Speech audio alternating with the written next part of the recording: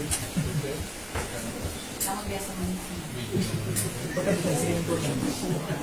na.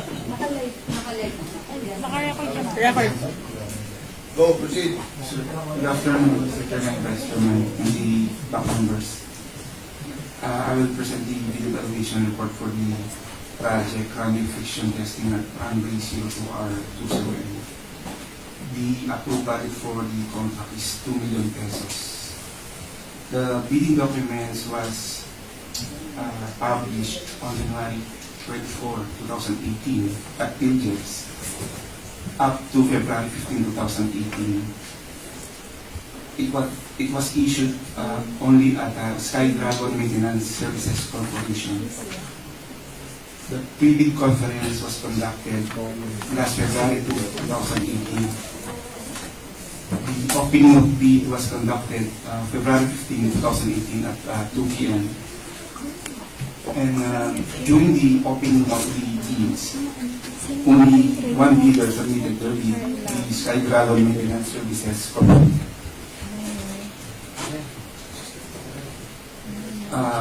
Using the non-discretionary pass-fail criteria, the SkyDragon Maintenance Services Corporation and their submitted bid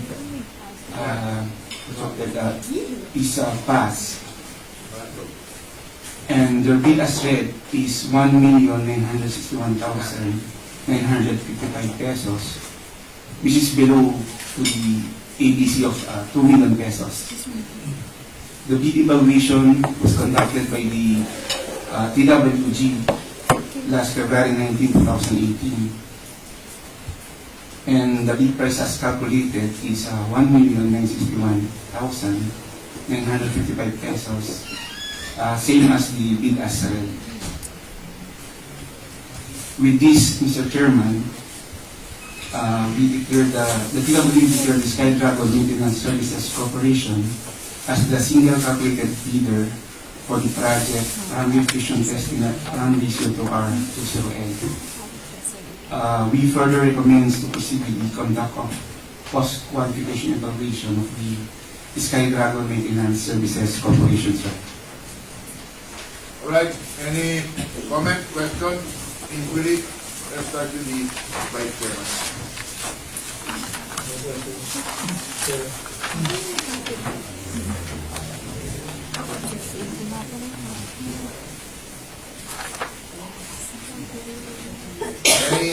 Any question? Wala tayong pag-uusapan dyan?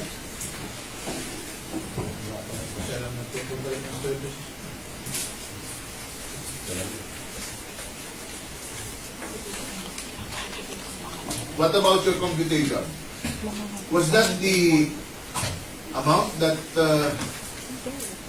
is stated in the financial documents? 1,961,000? Yes, sir.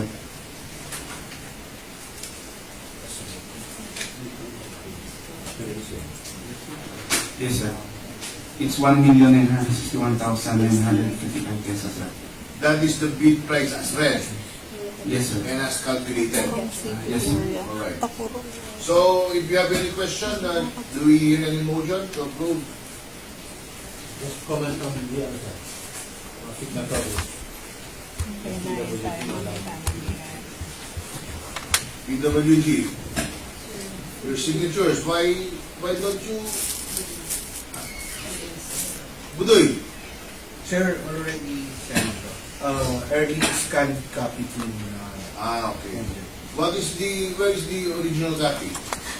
Why does it not contain the signature of Mr. Abelardo Sore and Ryan Galura?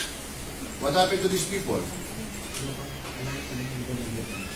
Sir, the video was emailed to them last night. Was there any response from these people? Wala pa, sir. Hindi pa lang nila nabubusan, sir. Sir, pero na sila, na-inform na sila na nag-email na yung mga video. Alright, kindly prepare a letter concerning the absences of these members of the PWG. Inform their respective offices of the frequent absences. of Mr. Ryan Galura and Abelardo Sore. And Mr. Darwin Dintag, especially Mr. Darwin Dintag, because he's the head of the DWG. His presence should be made mandatory in all meetings of the bank. The bank secretariat is tasked to prepare that letter and to be sent to the respective offices for the information of their bosses. Alright. So, any motion to approve? I move, Mr. Chairman, for the approval of the PWG recommendation to proceed with the conduct of post-qualification evaluation state graduate maintenance services. Alright, second.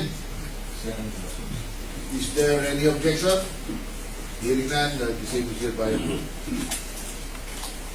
Text. Mr. Chair, to be the evaluation report of the PWG on the private contracting the services of 95 private aviation security agency guards to be presented by Mr. Raymond K.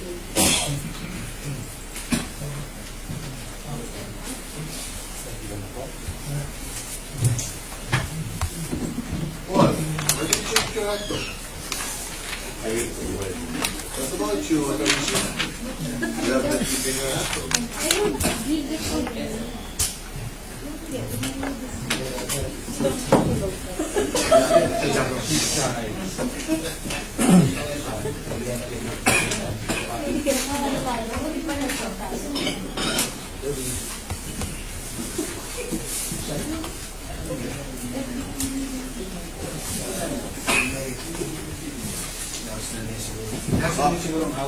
Zin, Yes, sir. Good afternoon, Mr. Chair, Mr. Vice Chair, and to all the members of the committee.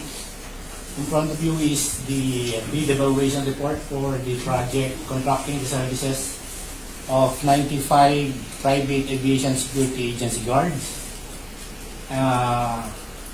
With approved budget contract, 11,781,490 pesos. And on 19 February 2018, during the opening of bids, there were two bidders who participated during the opening, and they are the 888 Galant Security Services Corporation and the CDCP Security Agency Incorporated. And after the opening of bids is the eligibility and technical requirements examination using the non-discretionary pass and fail criteria. And the result of this examination shows that 888 Galant Security Services Corporation passed the examination, or they submitted all required documents for eligibility, while CDCP Security Agency Incorporated failed the examination due to they failed to attach the required documents for the statement of single largest completed contract, such as the official receipts, sales invoice. Wala sila nandiyan. Then, considering these informations, only Galant or the 88 Galant Security Service Corporation financial parcel was open. wait a minute. Yes, sir. Did the CDCP submit a motion for reconsideration? Mr. Chair, just now we received a letter from CDCP Security Agency Incorporated dated February 21, 2018, received by the Records Management Office February 22, 2018 at 1:32 p.m. Was it submitted on time?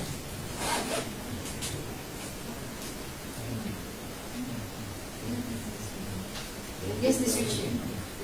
All right, what does it say? Before proceeding with your report, please rule on the reconsideration of CDCP. It contains that on the said verbatim, on the same item, the attachment of end user's acceptance or official receipts or sales invoice is required. For the matter, please allow us to stress that for understanding the conjunction used was or implied selection. What he's saying is, just for this understanding, you can use any of these. End user acceptance, official receipt. Ano ba yung nagsasabi nagka-problema, boss? SNCC, sir. Wala yung what they attach What they to is a attach to. contract. Yes, the contract. Ano ba siya? All right, let us dispose of that. The CDCP submitted a motion for reconsideration arguing that the court mo verbal. Sino nag-take na notes? Ha? Notes. No, that's document as provided. Then it be stated that under Rule 23.4.2.5, it is explicitly stated that the SLCC shall be supported by an owner's certificate of final acceptance issued by the project owner other than the contractor, or a final rating of at least satisfactory in the constructor's performance evaluation. Kaya?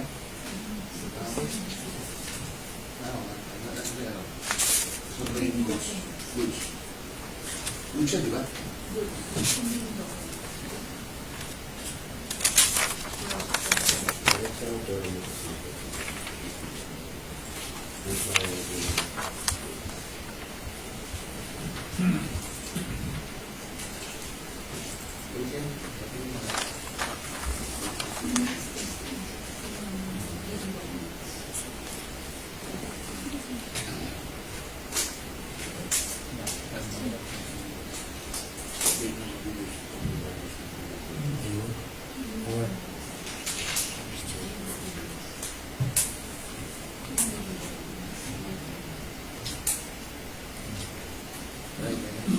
Ang sinasabi nito dito. Ano siya? And we End do user's Ticket line acceptance or official receipt. or CC. shall be attached. Yan, I-9. If completed, which shall be Oh, why was he rated fail? You attach the contract. Only contract sa mga kalas niya. Wala yung not attached. Yung The contract. bidder submitted a copy of a contract, hindi contract. not an end user's acceptance. A contract kasi sir is not, Okay. it's not an absolute So- proof that a project has been completed. Ano yun? Sagot ko niya. Yun yun, no? Yun yung answer. So the reconsideration is denied. Ang galing niya. Gusto ko sa members ng bank at sa kanya. Okay. So that is denied. Proceed. Thank you, Mr. Chair. To continue with, for the financial requirements examination, since CDCP failed for the eligibility, so galang on the only bidder na nabuksan yung financial parcel niya. So bidder as the bid as named is 11,679 and 54.90, and the BAC finds it compliant as compared to our cost distribution. There's no difference. So How much is the ABC? 11,781 for 198%. How much is the difference?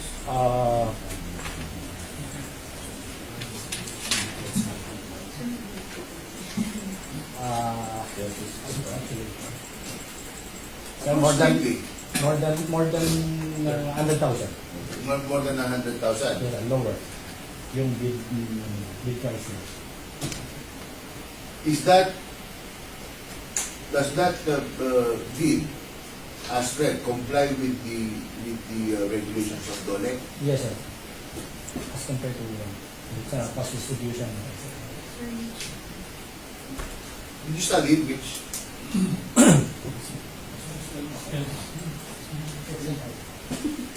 Okay.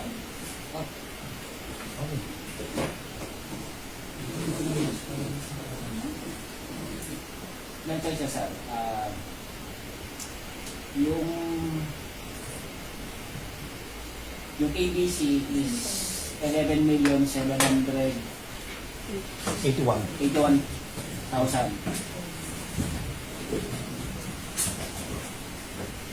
Kung titignan natin, sir, kung supposedly dapat magsasabit din siya ng same amount, ano mag-bid siya. Unfortunately, Why is it lower than the bid Yes. than the ABC? as per explanation sa akin ng TWG, yung yung cost distribution niya is different from the ABC. So may probability na maling computation or tamang computation pero yung basis for ABC was not the same with the cost distribution. So nagkaroon ng problema doon sa pag-determine ng exact ABC. Pero kung kukumpitin nila, kung titignan mo yung cost distribution nila, yun din yung bid na sinabit ni bidder. So si bidder, initially nung malaman namin na magkaiba sila, mas mababa, tayo na babaksak siya. But it seems na yung cost distribution niya, yung sinabit niyang bid na amount is equal to the cost distribution na nandun sa bid box natin. So ang error lang is hindi nag-coincide hindi equal yung cost distribution doon sa ABC. Based sa bid box. So mali yung AB.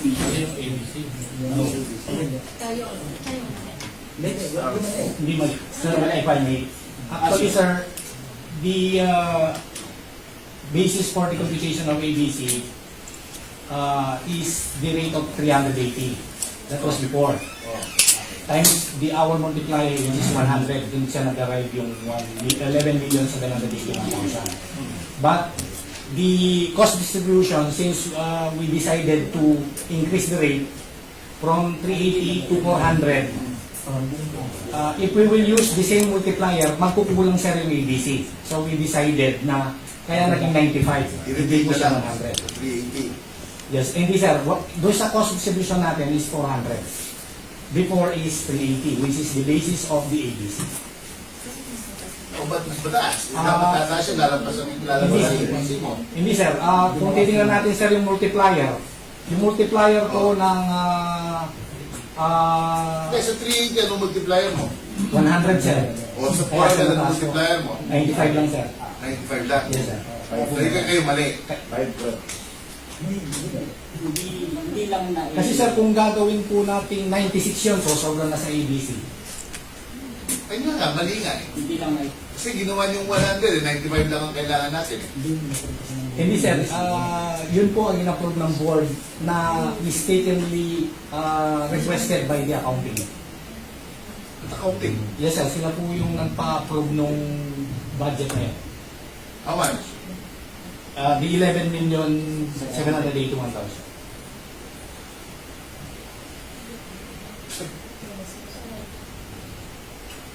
What do you say? Members of the back?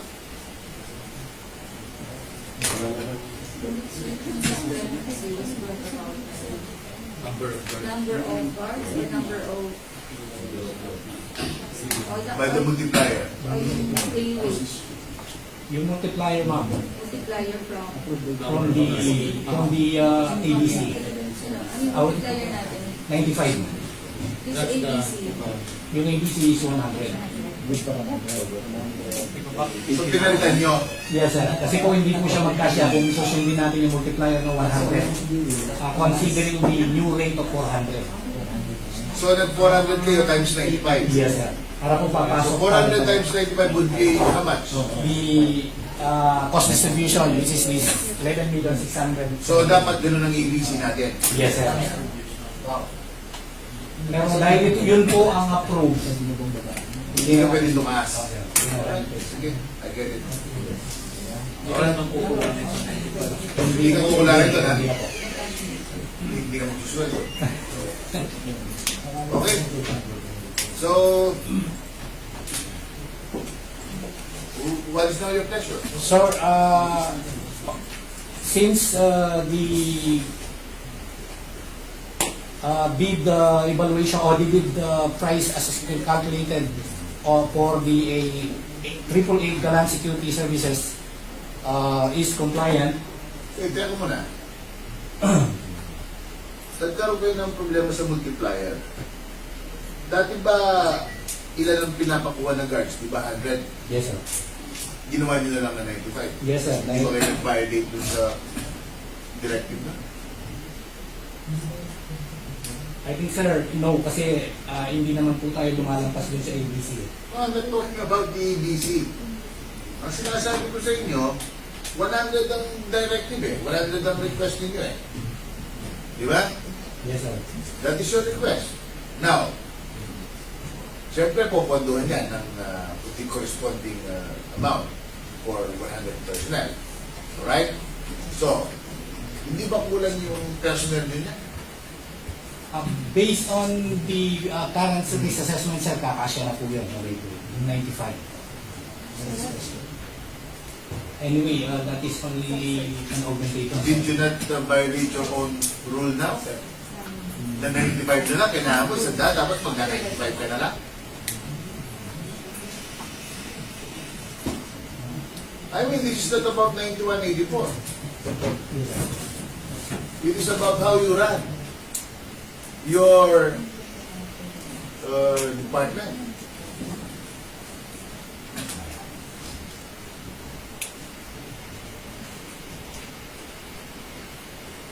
And your attitude towards your job.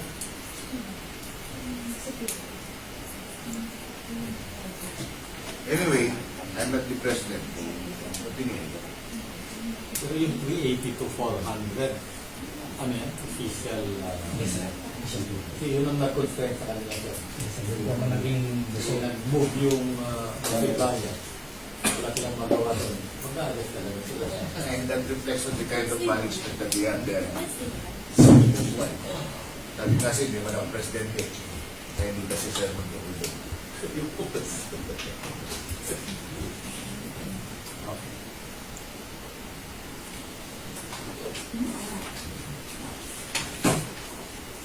Any motion to Mr. Chair, I move for the approval of the bid evaluation report of the technical working group and the subsequent post-qualification evaluation of 888 Galang Security Services Corporation. I say no, Mr. Chairman. Mr. Chair, any objection? Hearing none, the same is hereby approved. Mr. Chair, before we proceed to the other project, may I request for a motion from the back whether to deny or reconsider the appeal of CDC security.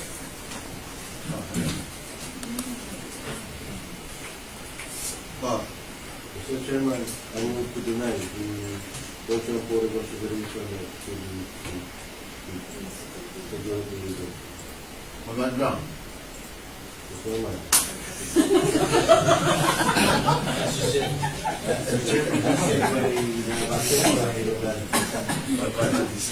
What has been discussed and agreed upon by the right.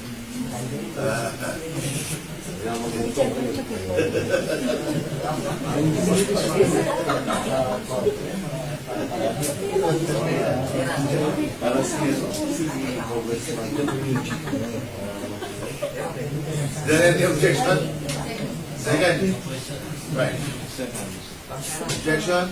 None. Okay, that's okay. That's right. You object. May we know the legal objection, the legal ground for that objection?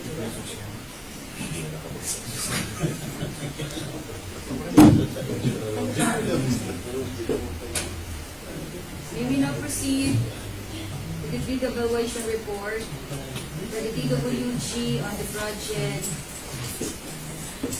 What's that? supply and delivery of IT equipment in software or sale to be presented by Alan Au. Provisional member TWG. Good afternoon, Mr. Chair. I want to present to you we want to present to you the project supply and delivery of IT equipment and software of SIAC with the approved budget contract of 12,650,000 pesos. Date of pre-procurement was on January 18, 2018. Date of publication posting January 27, 2018. Name of website to JEPS. Name of publisher to JEPS Star.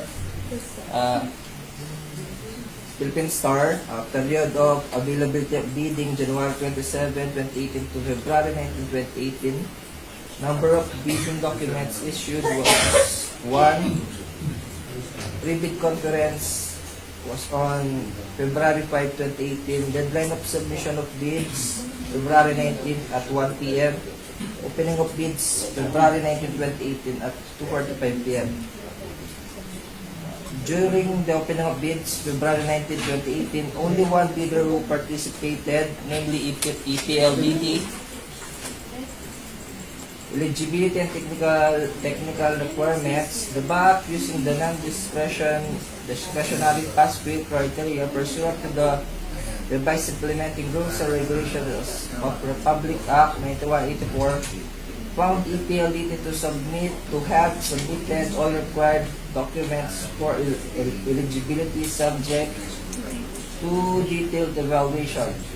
Financial requirements. The BAC using the non-discretionary pass-fail criteria pursuant to the revised implementing rules and regulations of Public Act 9184 found EPLDT to found submitted all requirements documents to eligibility subject to detailed evaluation.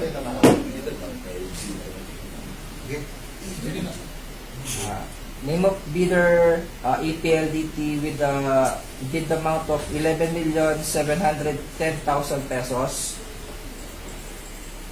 The detailed examination of bid was conducted by the BAC TWG on February 22, 2018 based on the documents submitted by the EPLDT. The bid of the EPLDT was evaluated as follows.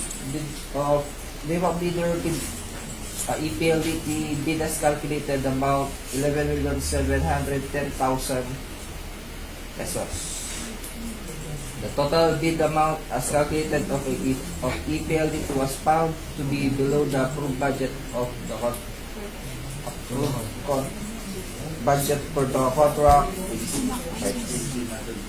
The BAC Technical Working Group certifies that the submitted bid of EPLDT complied with the bid evaluation requirements for the supply and delivery of IT equipment and software for SIAC. The TWG hereby finds the bid of EPLDT to be the single calculated bid and pass the bid evaluation. Questions from the members of the bank?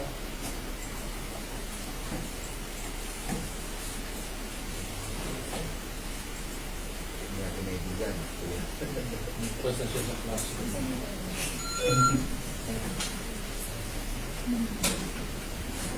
Loan bidder, KGT. What's the budget? 1,750,000.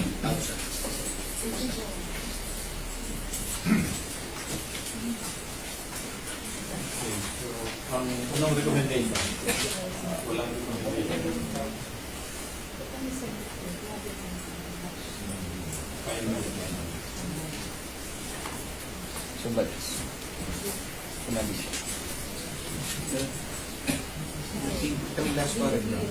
Hereby finds the bid of EPLD because and pass the evaluation.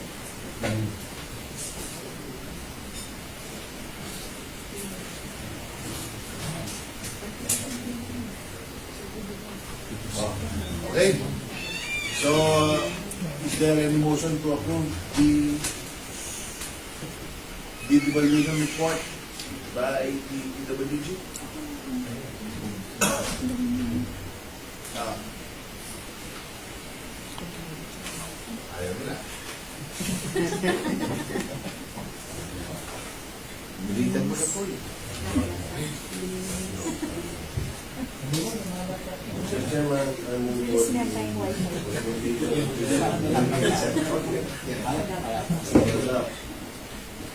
recommendation of PWC proceed to the cross-verification of the PLDT. Second? Alright, any objection?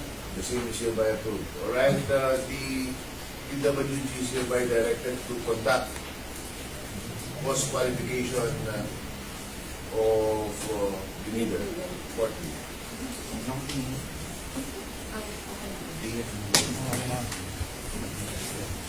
Okay?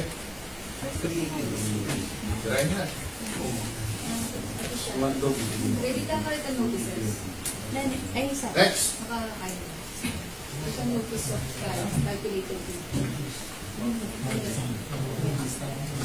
Pati yung record mo.